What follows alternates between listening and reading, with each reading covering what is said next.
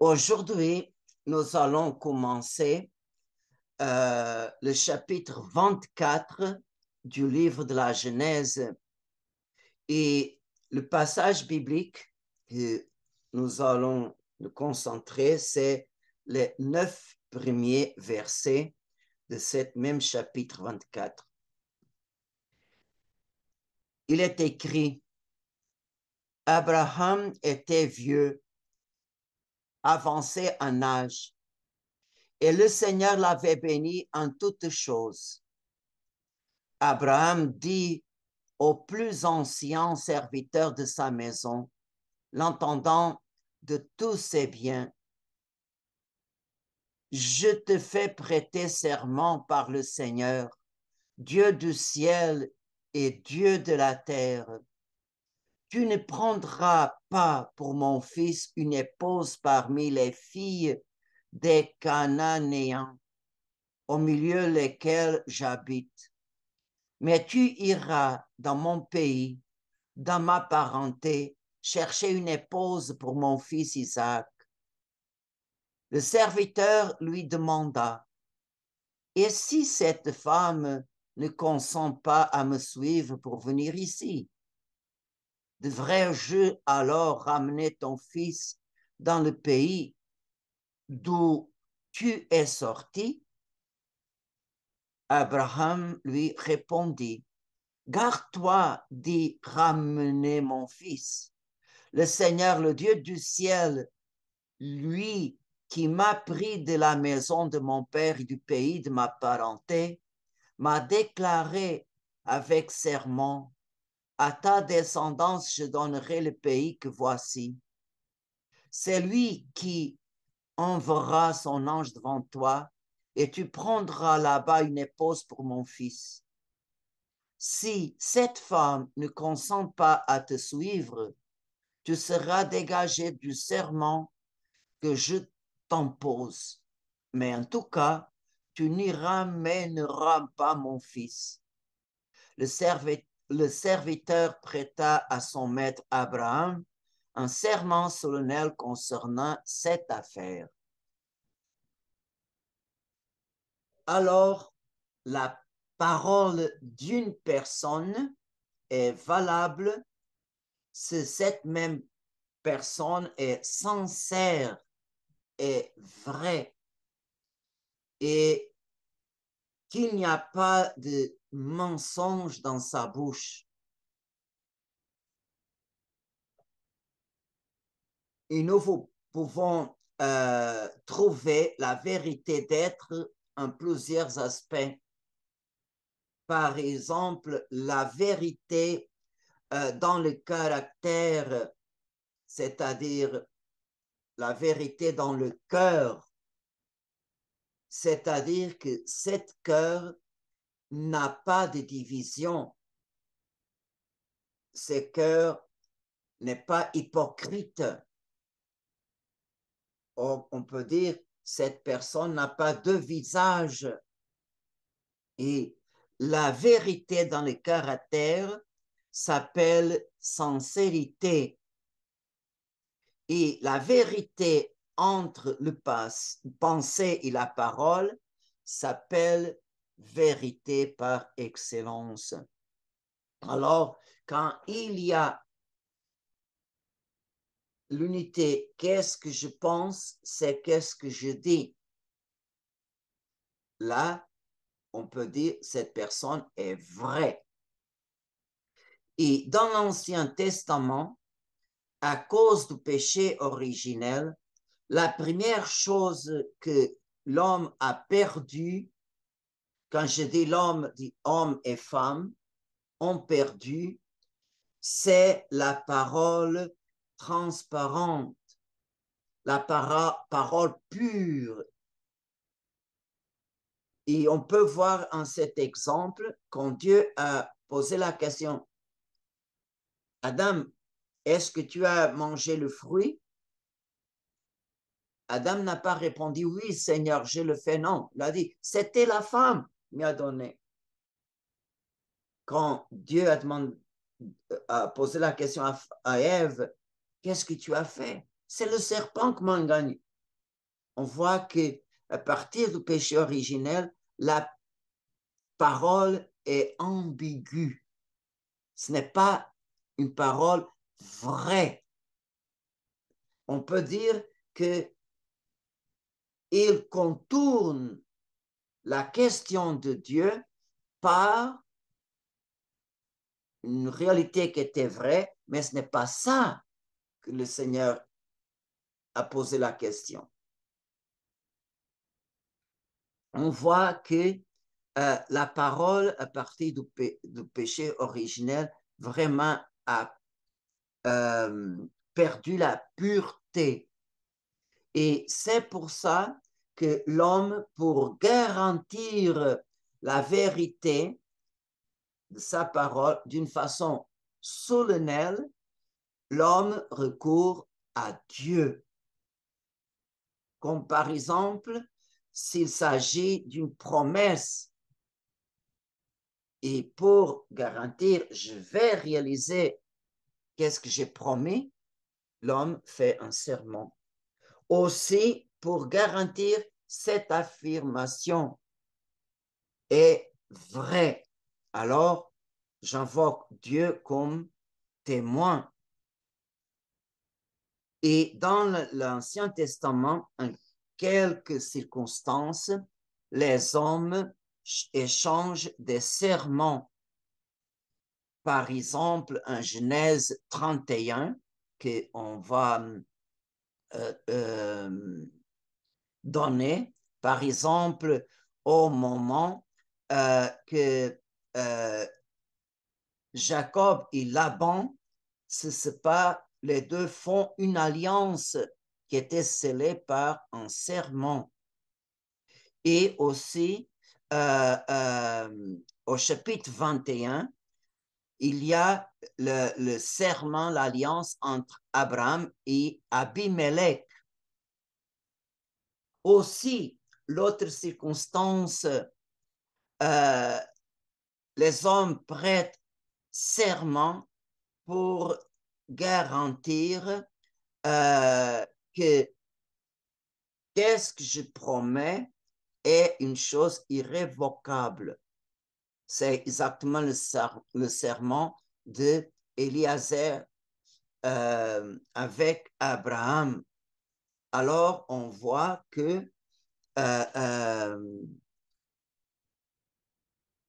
Eliezer a l'intention, oui, je te promets que je vais faire exactement ce que tu me demandes.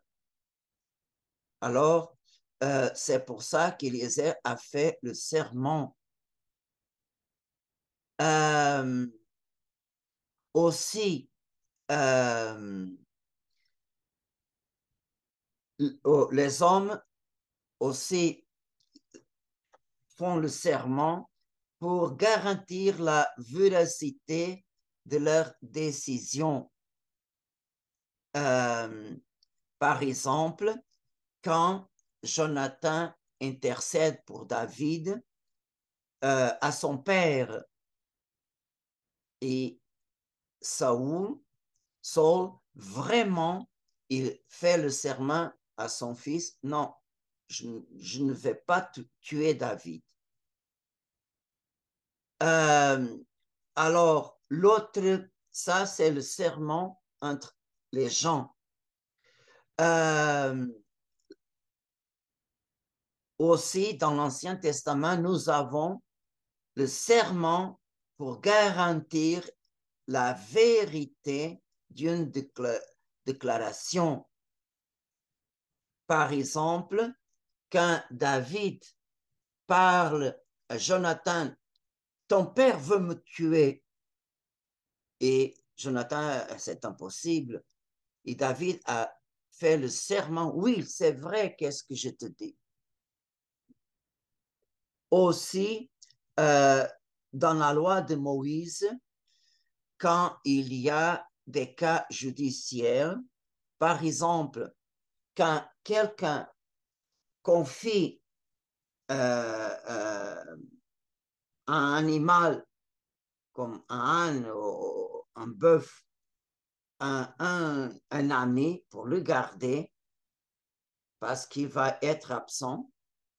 Si pendant cette période, l'animal meurt ou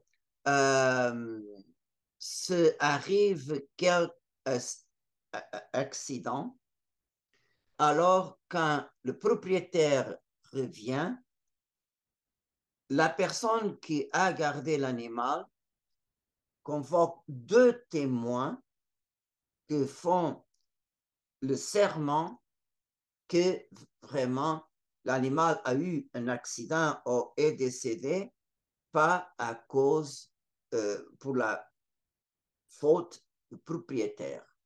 Alors, par la faute qu'il gardait. Le propriétaire, en ces cas-là, devra croire à la parole de ces deux témoins et qui l'a gardé n'a pas obligation de donner une compensation. Ça, on voit le serment de deux témoins. Alors, on peut dire, en base de l'Ancien Testament, que le serment est recourir à Dieu comme témoin de que est vrai la chose que j'ai dit ou que j'ai fait. Alors, si j'invoque Dieu par le serment, si j'invoque Dieu pour une chose qui ne c'est pas vrai, je commets le péché grave de parjure.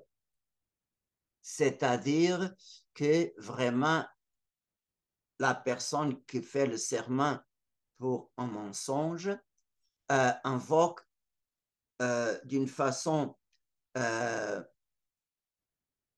sans révérence, sans respect, le nom de Dieu. Et dans la Bible, l'Ancien Testament, toujours je parle, Dieu, en plusieurs reprises de l'histoire du salut, il prête aussi serment. Mais Dieu qui est la source, c'est le suprême. Il ne peut pas jurer pour l'autre personne plus grand que lui. C'est pour ça que le Seigneur fait le serment pour lui-même, pour lui-même. Il y a des exemples que le Seigneur dit pour ma vie. Alors on voit quand Moïse appelle le peuple à croire à Dieu qui les a libérés de l'esclavage de l'Égypte. Par exemple, dans le livre de Deutéronome, Moïse dit, Dieu ne peut pas oublier l'alliance qu'il a jurée à tes pères. Alors, on voit que la garantie des promesses que Dieu a fait à Abraham, Isaac et Jacob sont vraies et Dieu va réaliser. Il est obligé, entre guillemets, il est obligé par son serment. Alors, même à Abraham, quand Dieu a soumis Abraham à l'épreuve, nous avons vu, ça fait une semaine ou 2 semaines, alors, quand Abraham était presque à immoler son fils, alors est écrit, du ciel, l'ange du Seigneur appela une seconde fois Abraham. Il déclara, je le jure par moi-même, oracle du Seigneur. Et aussi, pour occasion de l'Exode, quand le peuple a offensé le Seigneur, a mis au Seigneur à l'épreuve, le Seigneur par serment il a dit que cette génération qui a vu les merveilles, les prodiges que j'ai fait à l'Égypte, et cette génération ne rentrera pas dans la terre promise. Alors, on peut voir ça, les livres de Nombre, chapitre 14. Et alors, on voit pour ma vie. Ça, c'était cette formule de serment apparaître au livre d'Ézéchiel, le chapitre 20 et 33. Alors, ça, Dieu lui-même peut fonder sa parole sur lui-même. Sur le parjure, c'est-à-dire des faux serments. Alors, premièrement, le parjure, c'est interdit par le 10 commandements. Il est inclus au deuxième commandement. Tu n'invoqueras pas en vain le nom du Seigneur ton Dieu. Et les prophètes ne cessent pas de dénoncer ces péchés. On peut voir Osée, chapitre 4, on peut voir Jérémie, chapitre 5, Malachie, chapitre 3. C'est un péché que les prophètes dénoncent. C'est une faute grave devant Dieu. Parce que vraiment, le nom de Dieu est saint et on ne peut pas les profaner. Et on voit que il y a les faux serments, mais après le retour d'exil de Babylonie, les prophètes, après l'exil, dénoncent l'autre faute que les hommes, les Israélites, font le serment par des choses banales, invoquent le nom de Dieu comme témoin pour des choses inutiles. Le peuple jure au service des intérêts mesquins. Alors, pour invoquer, faire un serment pour des choses banales, c'est aussi profaner le nom de Dieu. Alors, il y a deux cas que le serment n'est pas licite. C'est quand il y a mensonge ou quand on fait serment pour des choses banales. Alors, sont nécessaires faire attention de ces cas-là. Mais on peut poser la question, l'Ancien Testament, c'était comme ça. Même à l'Ancien Testament, le Seigneur, Dieu jure. Et Jésus-Christ, et qu'est-ce que nous enseignent les apôtres? Alors, dans l'Évangile, le Seigneur aussi fait le serment, mais il utilise une formule différente. Quand il veut affirmer une chose très importante, essentielle dans son évangile, le Seigneur introduit la phrase, l'affirmation avec en vérité, je vous le dis. Alors, c'est comme un serment. Alors, qu'est-ce que j'affirme maintenant? C'est vrai. Et n'oubliez pas que Jésus se présente à lui-même, je suis la vérité. Alors, je suis le chemin, la vérité et la vie. Alors, le Seigneur est la vérité. Alors, il est lui-même qui donne la garantie de l'affirmation qu'il fait est vraie. En vérité, je vous le dis.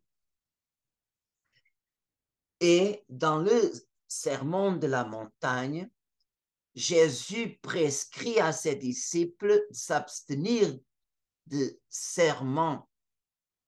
On peut voir ça, Matthieu chapitre 5, versets 33 à 37. Dit le Seigneur, vous avez encore appris qu'il a été dit aux anciens, tu ne manqueras pas à tes serments, mais tu t'acquitteras de tes serments envers le Seigneur. Eh bien, moi, je vous dis de ne pas jurer de tout, ni par le ciel, que c'est le trône de Dieu, ni par la terre, car elle est son marchepied, ni par Jérusalem, car elle est la vie du grand roi. Et ne jure pas non plus sur ta tête, parce que tu ne peux pas rendre un solde de tes cheveux blancs au noir. Que votre parole soit oui, si c'est oui, non, si c'est non. Ce qui est en plus vient du mauvais. Alors, on n'a pas le droit de jurer pour rien parce que nous ne sommes pas propriétaires de rien en ce monde. Nous sommes administrateurs et le Seigneur nous prête ce monde jusqu'à l'heure de notre mort. On ne peut pas apporter avec nous ni un grain de poussière. Alors, entre nous, la garantie de notre parole, c'est la sincérité fraternelle. Et par exemple, les scribes, ils voulaient atténuer la responsabilité des serments avec des mauvaises explications. Et Jésus, dans le chapitre 23 de Matthieu, Jésus dénonce et complètement, il arrase cet enseignement, ces faux enseignements des scribes. Mais dans la vie de Jésus-Christ sur terre, le Seigneur a accepté seulement une fois le serment. C'est quand le grand prêtre, devant le Sanhédrin, il le conjure, je t'abjure par Dieu vivant de nous dire si c'est toi qui es le Christ, le Fils de Dieu. Jésus lui répond, c'est toi-même qui l'as dit. En tout cas, je vous le déclare, désormais vous verrez le Fils de l'homme siéger à la droite du Tout-Puissant et venir sur les nuées du ciel. On voit que quand est la suprême autorité légitime du judaïsme, le grand prêtre, qui est à la tête du tribunal juif, le grand prêtre abjure par le Dieu vivant. Et le Seigneur, en ces cas-là, il a prêté serment, accepté le serment. Et alors, bien sûr, d'une façon implicite, le Seigneur accepte la valeur du serment. Saint Paul, un seul être, il condamne le parjure d'une façon très ferme, mais quand dans ces lettres, il affirme des choses d'extrême importance, il jure. Par exemple, la première lettre aux Thessaloniciens, Saint Paul jure que la façon de il annoncer l'évangile est avec une rectitude d'intention, sans recourir à des faux intérêts ou des motivations que ne sont pas bonnes. L'autre chose, Saint Paul parle que tout ce qu'il a écrit est vrai. Je le déclare devant Dieu, je ne mens pas. Tout ce qu'il écrit est vrai. Aussi, il jure pour garantir aux fidèles que son amour pour eux est vrai. Il même est à la disposition de donner sa vie pour le peuple de Dieu. Alors, sont des affirmations clés que Saint Paul il vraiment garantit par le serment la vérité de ces affirmations. Euh, les autres apôtres comme Saint Jacques, dans la lettre aux Hébreux, il répète sur le serment le sermon de la montagne de Jésus-Christ. La façon qu'on devra parler, c'est oui, oui, non, non. Tout ce que va dehors de ça vient du démon, vient du malin. Alors, c'est très important de notre vérité, notre façon de parler devra être tellement sincère que nous n'avons pas besoin de recourir au serment. Euh, on peut faire un résumé de cette catéchèse. On peut dire, euh, on peut dire à la lumière de cette catéchèse de l'histoire du salut, on peut dire, si on fait un résumé de l'Ancien et Nouveau Testament, que dans notre relation,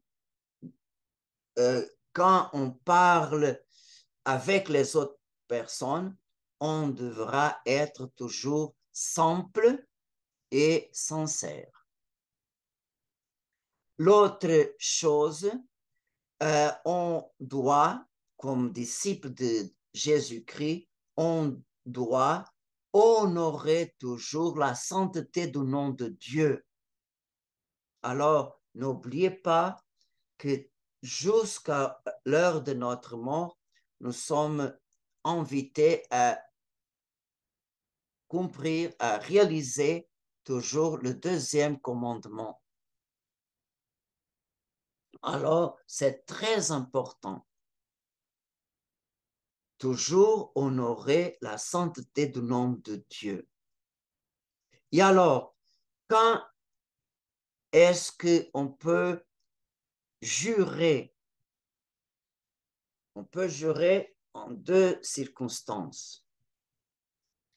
Quand vraiment le cas, comme par exemple défendre l'honneur d'une personne, c'est un cas grave et c'est vrai. Non, cette personne est innocente, elle n'a pas fait ça. Alors, je jure que vraiment cette personne n'a pas commis ça, n'a pas fait ça. Alors, c'est très important, c'est un cas vrai et grave. Là, on peut faire le serment. Le reste, non. Alors, c'est très important d'éviter dans notre vocabulaire de banaliser le serment et banaliser, invoquer Dieu pour des cas que vraiment sont indignes d'invoquer le nom de Dieu. Alors que l'Esprit Saint nous aide que l'Esprit Saint nous aide à mettre en pratique ces commandements et d'une façon spéciale le deuxième commandement. Amen.